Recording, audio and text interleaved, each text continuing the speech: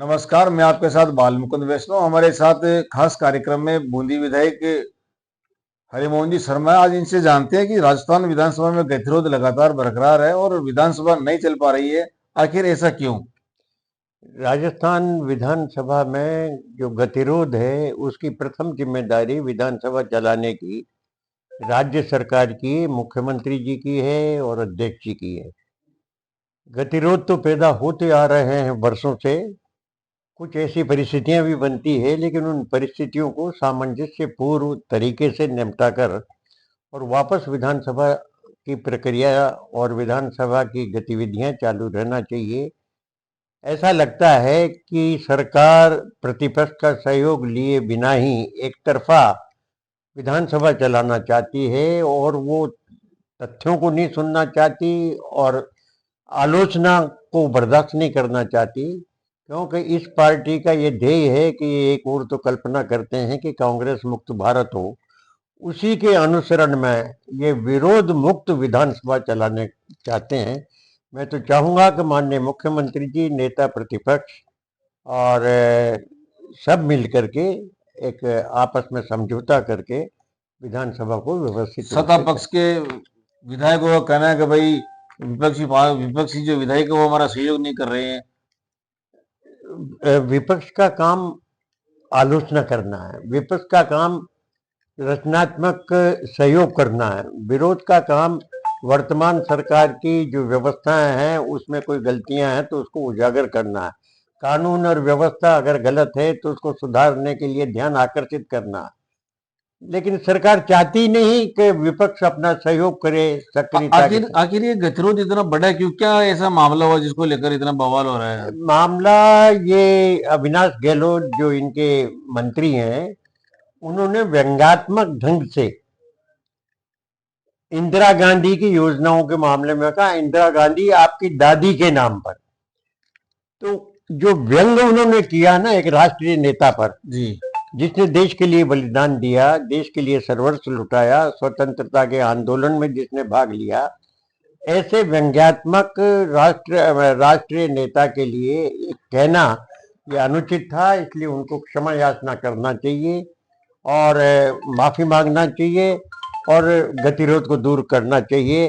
और अगर दूसरे पक्ष से भी कहीं न कहीं कोई चूक हुई है तो उनको भी खेद व्यक्त करके इस समस्या का समाधान करना। विधानसभा अध्यक्ष जी के चैम्बर में दोनों दलों की बैठक हुई है और वहां कुछ सहमति बनी है ऐसा बताया जा रहा है और सदन में ये बात रखने की बात थी, लेकिन विधानसभा अध्यक्ष जी कक्ष से विधानसभा के अध्यक्ष जी के चैम्बर में वार्तालाप हुई, चर्चाएं भी हुई, लेकिन उसमें एक ही भाग पर सरकार मानने को तैयार नहीं थी कि अविनाश गहलोत जिन्होंने इन शब्दों का प्रयोग किया वो विधानसभा की प्रोसीडिंग्स में हटाने के साथ साथ वो खुद भी उस पर खेद व्यक्त करें। तो मंत्री जी ने खेद व्यक्त करने से मना कर दिया, इसलिए गतिरोध चालू। कांग्रेस द्वारा आरोप लगाए जाते हैं कि भाजपा सरकार आने के बाद विकास कार्य ठप पड़े और अपराधों में वृद्धि हुई है। कांग्रेस सरकार के जाने के बाद इनको एक साल के लगभग इनको हो गया, एक साल से अधिक, 1.25 साल के आसपास इनको हो गया। एक भी काम किसी भी विधानसभा में जी। ये ऐसा बता दे जो इन्होंने स्वीकृत किया हो, प्रशासनिक और वित्तीय स्वीकृति दी हो और फिर उसको आरंभ करके पूरा कर दिया हो, एक काम भी नहीं। ये जो पूर्ववर्ती सरकार के जो अधूरे काम थे उन्हीं कामों को पूरा होने पर उनका श्रेय ले रही है। ऐसा कोई काम, ऐसी कोई स्वीकृति बजट प्रावधानों में इन्होंने नहीं की, बल्कि यहां तक कि जो बजट प्रावधान थे जिसमें इन्होंने कहा था हर विधानसभा क्षेत्र में प्रतिवर्ष हर विधानसभा क्षेत्र में 10-10 ट्यूबवेल लगाएंगे, किसी भी विधानसभा में आज तक 1 और 2 ट्यूबवेल से अधिक नहीं लगे और कितनी ही विधानसभा में तो एक भी नहीं लगा। 20-20 हैंडपंप देने की बात थी, अभी तक एक भी हैंडपंप नहीं लगे।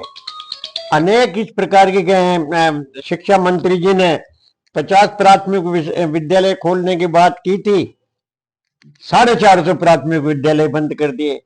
100 हायर सेकेंडरी स्कूल में नए विषय खोलने की बात की थी, एक में भी नया विषय नहीं खोला। तो काम तो ये करने नहीं है, ये तो राइजिंग राजस्थान के नाम पर माननीय मुख्यमंत्री जी एक ऐसा प्रचार प्रसार कर रहे हैं और ऐसी जादूगरी दिखा रहे हैं कि विकास तो कुछ हुआ नहीं, लेकिन राजनीतिक राजस्थान की परिकल्पना 35 लाख करोड़ की, जो 35,000 करोड़ की जो योजना थी, उसको ये भ्रमित करके दिखा रहे हैं। एक भी योजना धरातल पर आज तक नहीं है। एमओयू साइन होना ही किसी योजना का शुभारंभ नहीं होता।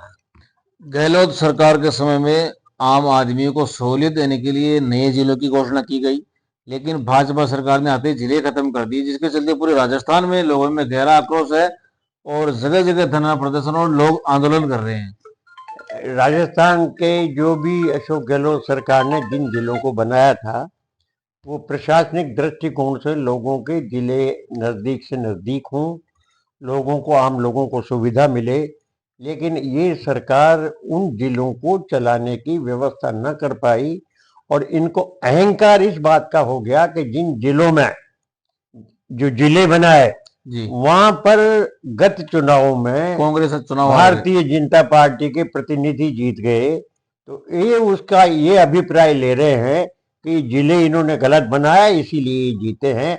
इस कारण इन्होंने जिले की राजनीति में हस्तक्षेप करके अनेक जिले बंद कर दिए। मैं देख रहा था विधानसभा की कार्रवाई, उसमें विधानसभा अध्यक्ष जी वासुदेव जी देवनानी, उनकी आंखों में बोलते बोलते आंसू छलक उठे, फिर भी सदन नहीं चल पा रहा है। माननीय अध्यक्ष जी की आंखों में आंसू आना चिंताजनक है। अश्रुधारा नहीं बहना चाहिए था, बहाना चाहिए था। जो परिस्थितियां हुई उसको डटकर मुकाबला करना चाहिए था। उनको अपने खुद को अधिकार है, अगर कोई ऐसी घटनाक्रम हुई तो उनको अपने अधिकारों को प्रयोग करना चाहिए था और मर्दानगी के साथ कुछ फैसले जो ले सकते थे वो लेना चाहिए था। अश्रुधारा बहाना तो एक ऐसी सार्वजनिक रूप से ऐसी अभिव्यक्ति है जिसमें आम लोगों का, समाचार पत्रों का दया का भाव उनकी तरफ जाए। मुझे लगता है कि दया भाव प्राप्त करने के उद्देश्य से अश्रुधारा है, लेकिन जिन कारणों से अश्रुधारा बही है, अगर वो ऐसे हैं तो मैं उन लोगों से भी अपेक्षा करता हूं कि ऐसे कृत्य न करें जिसके कारण अध्यक्ष जी को अपनी अश्रुधारा बहाने के लिए तैयार होना पड़ेगा। नमस्कार। यार हमारे आज यहाँ कोई